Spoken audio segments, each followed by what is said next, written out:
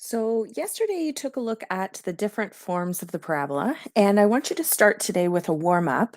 And I want you to find the vertex for the following parabola. So, we have a parabola in vertex form, we have one in factored form, and we have one in standard form. So, I want you to pause the video and I want you to find the vertex for each of these parabolas. So we're going to take up this warm up right now. Hopefully you had some success. So this first one, so question A, our vertex here is 4, 5. That one's really easy because that parabola is in vertex form. For the second one, we're going to have to find the axes of symmetry first. So I have my two x-intercepts. They're 3 and -2. So I'm going to find the x value of the vertex or that axes of symmetry by taking those two x-intercepts, adding them together and dividing by 2. So that will give me the middle. And I end up with getting a half. Then to find the y value, I plug in that a half into the equation. So hopefully you remember how to do this back from unit 2. And I end up getting -25/4. Okay, so my vertex here is a half, -25/4. Okay, so for our next one in standard form, I would start by factoring this parabola. So I'd get x minus 7, x plus 5. And from here, I'd follow the same method I did for question number B. I'd take a look at those x-intercepts, find the middle, and then go ahead and find my vertex. So my vertex for this one ends up being 1, -36. Okay, so let's move on to take a look at parabolas that can't be factored. So I want us to take a look at this one as an example. You can see that it does, in fact, have a vertex. So down here, my vertex is -3, -7, but I can't factor this trinomial here. So I can't use the methods that we did in our warm-up. So we're going to learn a new method today called completing the square, which is going to allow me to take this form, this standard form, and write it into vertex form. Okay, so we're going to do that next. We're going to write down the steps and we're going to use this as an example. Okay, so let's start off by, we're going to write the equation down. So I'm going to start by writing y is equal to x squared plus 6x plus 2. Okay, in step 1, what I want you to do is group the first two terms. Okay, so group the first two terms. And we're going to add to this step later when we start doing some parabolas with a stretch factor. But for now, I'm just going to put brackets around these first two terms. Okay, that's what I mean by group. I'm really not doing anything. I'm just kind of adding those brackets to see that I'm keeping them together. So step number 2 is to create a perfect square trinomial. So create a perfect square trinomial. Now remember that a perfect square trinomial is something that can be factored into a binomial squared, okay? And so what we want to do is we want to create a perfect square trinomial out of this. So x squared plus 6x. So we want to make a perfect square trinomial in the bracket so that we can get something that is factored into a binomial squared, okay? And that's the piece of our vertex form that we're looking for here. Well, how do we do that? Well, it's not too bad, actually. We do a little bit of trickery. We take this term here, the 6x, and we take a look at that coefficient. So that coefficient is 6. And what we do is we divide it by 2 and we square it. Okay, so you're going to want to make sure to write this down. And this is the case all the time. We always divide by 2 and square it. Okay. So in this case, we get 3 squared, which is equal to 9. Well, this is our special number that's going to make that perfect square trinomial. What do we do with that 9? Well, we're going to build it into building that That perfect square trinomial. Okay, so what does this look like? So I have y equals bracket x squared plus 6x. I'm going to put the 9 in here, so plus 9, and hopefully you can see that perfect square trinomial that we built. But I can't just add a 9 into an equation. So I'm going to compensate for adding that 9 by then subtracting that 9. Okay, bear with me for a few minutes. So I have plus 9 minus 9. I still have that positive 2 on the outside.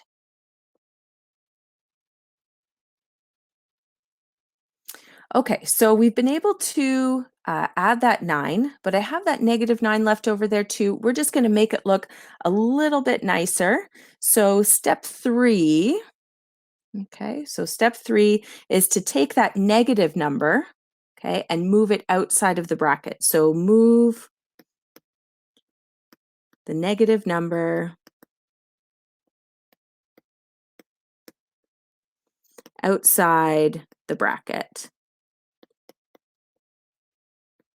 Okay, so in our case, I'm moving that negative 9 outside the bracket. So what does that look like? So I have y is equal to x squared plus 6x. I keep the positive 9 in the bracket, but this negative 9 gets moved out. So I have minus 9 or negative 9 outside plus 2. Okay, so that's where I'm at. Hopefully you can see where we're going with this next.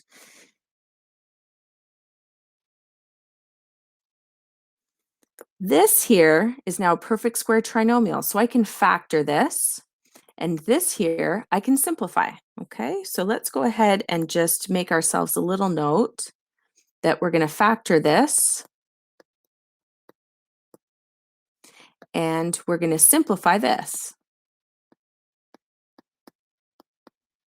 Okay, so step number 4 is to go ahead and do that. So factor and simplify.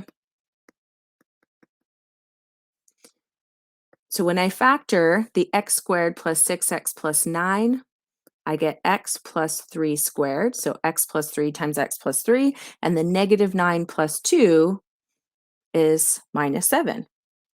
And so we now have our vertex form. So if the question asks us to find our vertex, we know we can look right here, and our vertex for this parabola would be negative 3, negative 7, which is what we saw in that Desmos clip of the graph. So I've attached a link here for another video kind of explaining more how we come up with that vertex form or how we complete the square. You definitely don't need to visit this, but if you're looking for a little bit more of an explanation as to why this works, this is a really nice video for you to take a look at. So now we're going to do another example, but this is when we have a stretch factor or a coefficient of x squared that's not equal to 1. So let's take a look at that next. So this example asks us to find the vertex for this parabola here, y equals 2x squared plus 12x minus 3. And again, we can't factor this expression, but if you could, you can certainly find the vertex that way. But here I can't factor it, so I'm going to have to go ahead and complete the square. Okay, so this one is different because we have that coefficient of x squared. So our steps are slightly different. Instead of our first step being to group those first two terms, we're actually going to common factor. Okay, and we're going to common factor the stretch factor, no matter what it is. Okay, so we're going to pull that out front as a common factor. So my first step is to divide both of those first two terms by 2. So I'm going to divide them by 2, leaving me with x squared plus 6x. Okay, so notice that we don't common factor the x, although I know it is a common factor. We only common factor that stretch factor. From here, the steps are pretty much, well, almost the same. We take a look at this number in here, which is 6, so the same as our last example. We take that 6, we divide it by 2, and we square it, which gives us 3 squared, which is equal to 9, and that's our special number that we're going to add and subtract, okay? So we're going to go ahead and add and subtract that in the brackets. So I get y is equal to 2 bracket x squared plus 6x. I'm going to add the 9 and subtract the 9, and I still have that minus 3 on the outside. Now, the next thing that we do is we move this negative 9 to the outside of the bracket, but we can't do that and not account for the fact that right now that negative 9 is being multiplied by 2. So when I actually move it out of the bracket, I'm going to have to go ahead and multiply that by the 2 here, okay? So I have y is equal to 2 bracket x squared plus 6x plus 9. So the positive 1 stays in there. But then I have 2 times negative 9 on the outside, okay? And I still have that minus 3. So again, when I move that negative 9 outside, I had to multiply it by that a value out front, by that stretch factor. Okay, so now at this point, I have y is equal to 2 x squared plus 6x plus 9. And then I have minus 18 minus 3. At this point, we go back to factoring this and simplifying this. So I get y is equal to 2. This is just x plus 3 all squared. And then I have minus 21. So therefore, the vertex is -3, -21. Okay.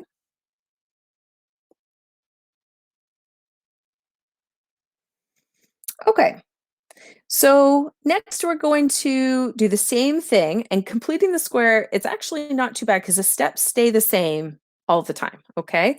But we're going to take a look at this example that is a little bit more difficult. It has a negative stretch factor. It also has a decimal, and I'm going to walk you through how to find the vertex for this function here, okay, this parabola.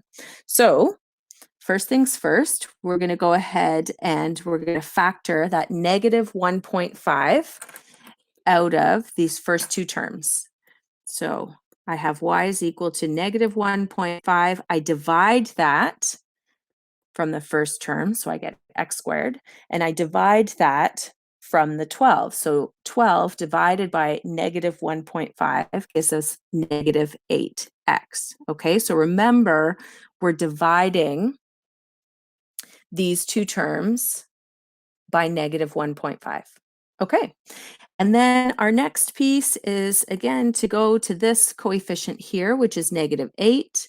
I divide it by 2, and I square it. So I get negative 4 squared, which is equal to 16. And that's that special number that's going to help me build that perfect square trinomial.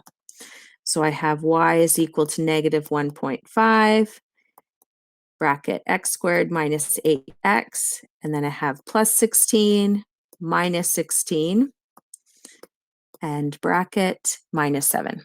So my next step will be to move that negative 16 out, multiplying it with negative 1.5. So I have y is equal to negative 1.5 x squared minus 8x plus 16 plus I have that negative 16 times that negative 1.5 and then minus 7. Okay, so I moved it out, multiplying it by the negative 1.5. Okay, so I get y is equal to negative 1.5 x squared minus 8x plus 16, and then negative 16 times negative 1.5 gives me 24. And then minus 7. And our last step is to factor that perfect squared trinomial and simplify our integers at the end here. So I get y is equal to negative 1.5 x minus 4 squared. So notice that when I factor this, this is x minus 4 times x minus 4. And then I have 24 minus 7, which is 17. So therefore, the vertex is 417.